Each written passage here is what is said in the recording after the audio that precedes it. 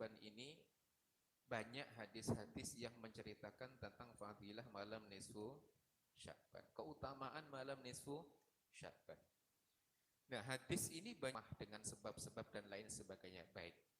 Terlepas dari hadis yang lemah ataupun diperdebatkan oleh para ulama, orang tadi, orang yang punya iman, yang pernah melakukan suatu kesalahan-kesalahan tadi, dia sama-sama berupaya agar Allah cinta. Kira-kira gimana kira-kira? Saya itu ahli maksiat, tapi gimana biar Allah sayang? Ya barangkali dengan melakukan kebaikan ini Allah ampuni dosa saya. Dari upaya-upaya. Kebaikan sekecil apapun akan dia kerjakan. Ada orang yang simple tuh. Jadi mau mengerjakan kebaikan itu nggak pengen tahu dulu banyak hadisnya apa, tidak. Tapi yang simple, kenapa kok melakukan bantu ini? Ya biar masuk surga. Intinya kebaikan, terus pengen surga, dimotivasi, bersihkan ini, bantu sana, bantu sini. Pokoknya yang kira-kira ada pahala dinilai baik, dia kerjakan. Sehingga peluang-peluang itulah yang selalu dia tunggu. Barangkali benar. Baik. Orang yang terus berupaya, dia tidak akan melihat pandang bulu. Kira-kira ada kesempatan, ya dia berbuat baik. Mau malam nisfu Sya'ban, mau malam Lailatul Qadar, mau malam apapun, dia terus berupaya. Barangkali seandainya hadis ini benar, saya dapat ini, kan gitu. Kenapa mak kok bantu sana? Ya barangkali dengan bantu ini saya dibantu. Kenapa kok begini? Ya biar nggak masuk neraka. Simple tuh. Simple. Nggak perlu banyak dalil tapi simple. Kenapa meninggalkan ini? Nanti dikebukin malaikat saya. Jadi simple tuh.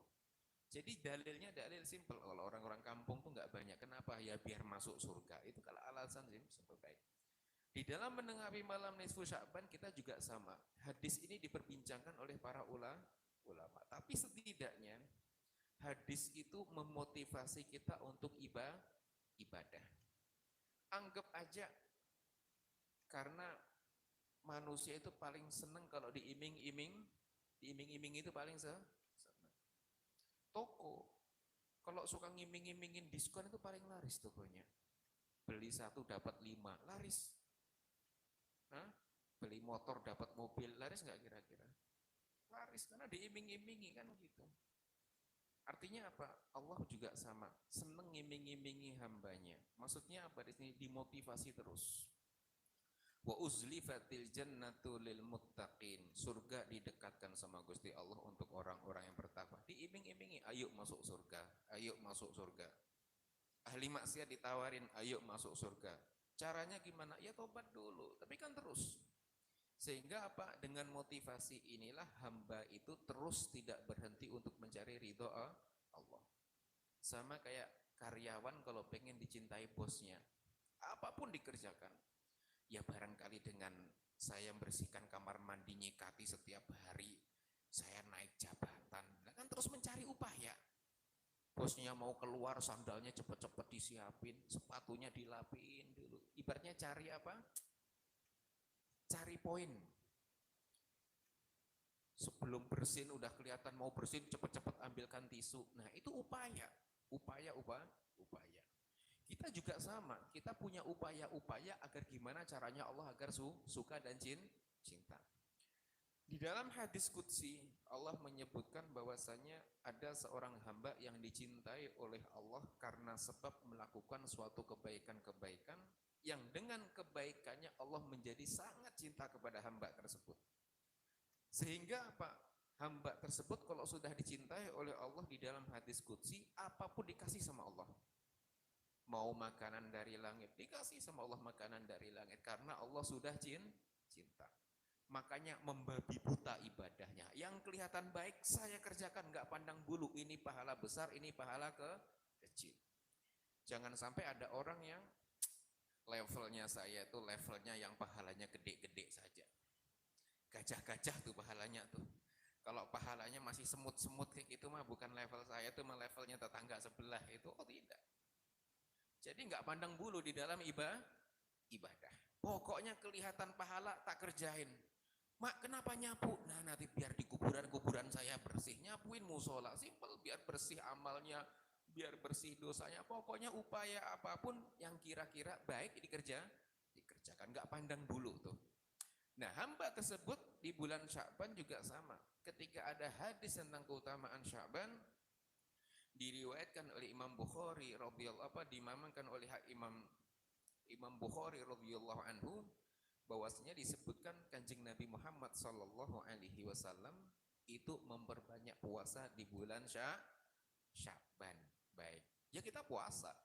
Bagi yang bisa berpuasa selama bulan Sya'ban. Kalau tidak bisa berpuasa bagaimana? Kalau tidak bisa berpuasa sebanyak-banyaknya, ya ambil minimnya. Minimnya apa? Ya minimnya kalau nggak bisa Senin Kemis, ya Seninnya saja. Kalau nggak bisa Seninnya saja, minimal sekali kalau bisa. Kan kita ambil minimnya. Jadi upaya terus. Kanjeng Nabi memperbanyak di bulan Sya'ban puasa, ya kita upaya juga. Barangkali dengan puasa ini Allah kasih jalan dan Allah ridho sehingga menjadi kekasih Allah. Baik. Di dalam hadis lain juga disebutkan oleh Imam Baihaqi radhiyallahu anhu bahwasanya atani Jibril. Bahwasanya Kanjeng Nabi Muhammad sallallahu alaihi wasallam diriwayatkan oleh Sayyidah Aisyah radhiyallahu anha. Sayyidah Aisyah dikasih tahu oleh Kanjeng Nabi, wahai Aisyah, aku didatangi oleh malaikat Jibril. Aku didatangi oleh malaikat Jibril. Aku dikasih tahu bahwasanya malam ini adalah malam nisfu Sya'ban. Dan Allah akan memerdekakan hamba ahli neraka, memerdekakan dari api neraka dari manusia-manusia sebanyak bulu dombanya Bani Kilab, saking banyaknya. Jadi Allah memerdekakan ahli-ahli neraka itu nanti berkat di bulan nisfu Sya'ban ini akan dimerdekakan sebanyak bulu dombanya Bani Kilab. Kenapa bulu dombanya Bani Kilab? Bani Kilab itu termasuk salah satu kabilah di Arab yang punya domba paling banyak. Ini hanya gambaran bahwasanya Allah akan mengampuni sebanyak-banyaknya. Jadi takaran kaya orang dulu itu dilihat dari ternaknya. Kalau sekarang dilihat dari mobil, rumahnya ada berapa rumahnya, mobilnya apa, sawahnya berapa, kuburannya berapa, kuburannya 10 hektar barangkali kuburannya aja kan gitu. Baik. Tapi kalau orang dulu tidak. Orang dulu kalau kayak dilihat kambingnya ada berapa kambingnya, oh kambingnya 10.000, ontanya 500, kudanya ada 300 kuda. Itu ternak jadikan patokan kekayaan. Nah, Bani Kilab dulu terkenal kaya sehingga dombanya banyak, dan digambarkan di sini Allah akan mengampuni hamba nanti di malam nisfu Sya'ban, akan dibebaskan dari api neraka sebanyak bulu dombanya Bani Kilab. Ini hanya gambaran, artinya akan banyak Allah ampuni dosa-dosa hambanya. Nah, seandainya anggap aja ini hadis sebagai motivasi kita untuk menghidupkan malam nisfu Sya'ban.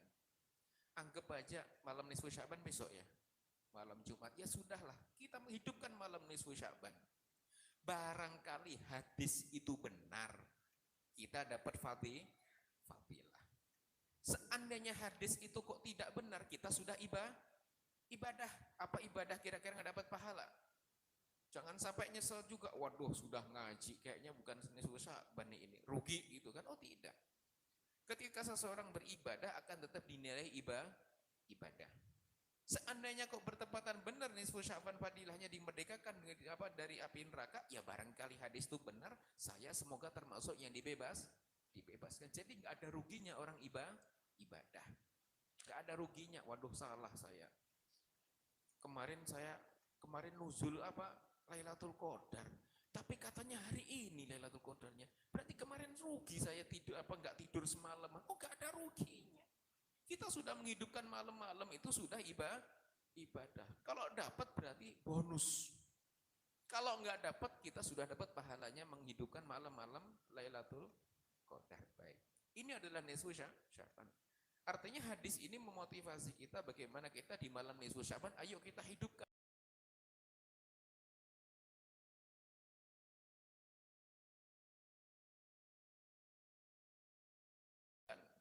Dihidupkan dengan apa? Ya ibadah. Saya mah setiap malam juga menghidupkan, ngapain dangdutan saya di rumah.